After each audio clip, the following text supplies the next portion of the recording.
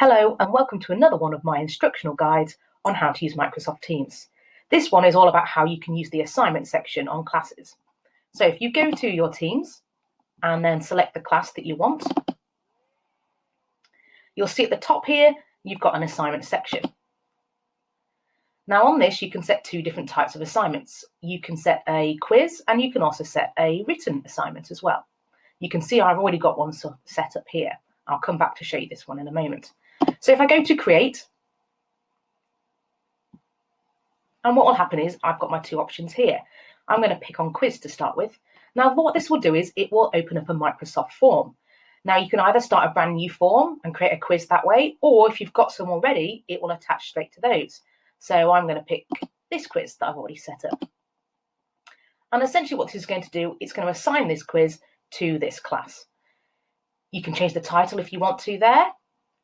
You can see it says which class it's for here. You can add or amend students here, and then underneath you can set the date it's due and the time in which you want it to be due. All of this will be sent directly to the students via email, and also it will appear on the post section as well, and I'll show you that in a moment. All I'd need to do is just click assign. Now, if you want to save it for later, you can do so as well, or if you think, hold on a minute, I'm not ready to actually do that one, or that's not the right form, you can obviously just click on discard. Now, I'm discarding this one because I've actually already assigned this to my students. And if I go to the post section, you can see that it's already there for them. So when they log on, they will see this, they'll be able to click and view the assignment and complete it that way, but they will also get an email about this as well. So that's one way in which you can assign work to the students. Here is a second way, and that is if you want them to maybe do some sort of extended answer, or maybe you want them to answer some specific questions. So if I go to create and go up to assignment, this will allow you to set something a little bit more complex. So you can enter the title there. Let's say with my year 12s, I could put in an essay title there for them. I could give them some instructions there on what they need to do, what they need to include. If I wanted to give them some resources to support them, let's say I want to give them specific reading or some PowerPoints to have a view of, I can obviously attach those. This will just link straight to my OneDrive, and I can just take whatever I want out of there and add it to the assignment. I can also add a rubric, and this is going to be really useful for feedback. So essentially what this will allow you to do is to mark the work, and then they can see your comments. Now, you can set up the rubrics and then reuse them again and again. So let's just have a little look. So let's say I was going to set them an essay title. Now, all of the essays for A-level history are marked out of 25. So I might give the title here, 25 mark essay. That way, when I go to use it again, I'll know which one it is. I could put in a description of what this is marking, and then underneath, I can put in my criteria. Now, you can add points to this, or marks as we usually refer to them, and that might be a really good thing if you're doing work where you perhaps do want them to have a specific value to what they've done.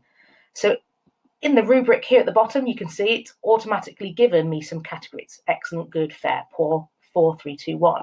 But my essays are out of 25. So what I'd want to do is I'd want to add in more columns. So now I can start to change these.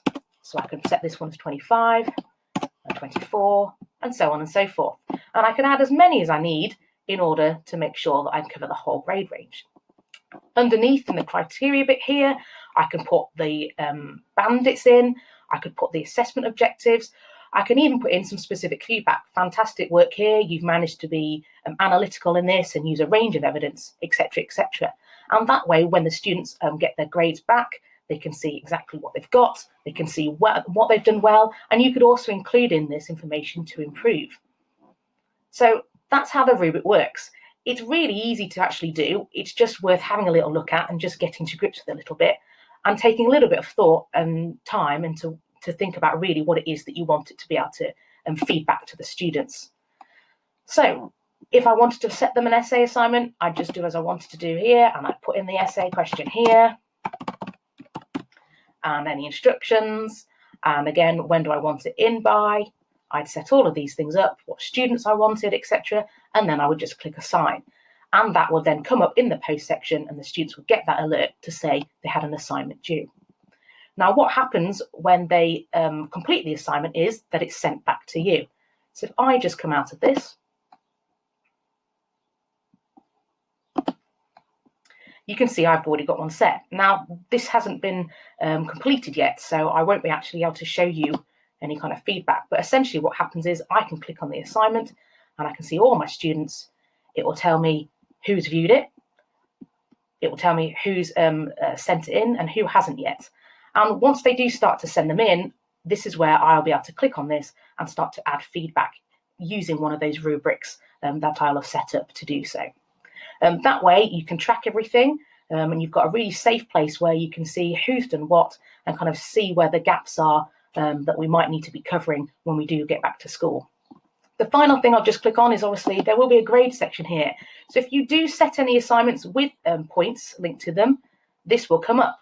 So obviously when they've all completed it, it's out of 25, their grades will come up here, and this becomes a digital tracking sheet for me really to see how well they've been doing across all the different assignments that I've set them up with. So I hope you found that really useful. If you do have any questions, please do get in touch. Thanks for watching.